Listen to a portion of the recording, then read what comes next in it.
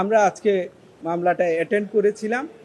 আদালত আমাদের এই রিট পিটিশনটি একটি অবজারভেশন দিয়ে সামারিলি রিজেক্ট করেছেন এবং সেই অবজারভেশনে আমরা আশা করছি সেই অবজারভেশনটি আগামী 2 থেকে 4 দিনের মধ্যে আমরা পাবো।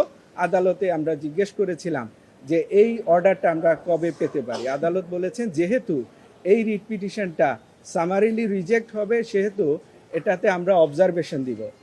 আমি আদালতে সাবমিশন করেছিলাম যে এই অর্ডারটা যদি সামারিলি রিজেক্ট হয় তাহলে আমাদের অ্যাপিলেট ডিভিশনে যাওয়া ছাড়া গতি থাকবে না। তখন আদালত বলেছিলেন যে আমরা এটাতে একটা অবজারভেশন থাকবে, আপনাদের ডোর আদালতের দরজা খোলা থাকবে, আদালতের এই দরজা বন্ধ হবে না যদি দেখা যায় যে এই বিষয়গুলো নিয়ে আপনারা রিট পিটিশন এনেছেন এই বিষয়ের উপরে বর্তমান অন্তর্বর্তীকালীন সরকার যদি এরকম কোনো সুপারিশ বাস্তবায়ন করতে যায় এবং সেই সুপারিশগুলো যদি দেখা যায় আমাদের মৌলিক অধিকারের সাথে সাংঘর্ষিক হতে যাচ্ছে বা আমাদের ধর্মীয় অনুভূতিতে আঘাত হানে এরকম যদি কোনো বিষয় এসে থাকে তাহলে কিন্তু আমাদের এই কোর্টেই ডোর খোলা থাকবে, আমরা যে কোনো সময় আসতে পারবো। এখন আমাদের অপেক্ষার পালা থাকবে যদি দেখা যায় অন্তর্বর্তীকালীন সরকার এমন কোনো সুপারিশ বাস্তবায়ন করতে গিয়ে উদ্যোগ গ্রহণ করেছেন বা বাস্তবায়ন করে ফেলছেন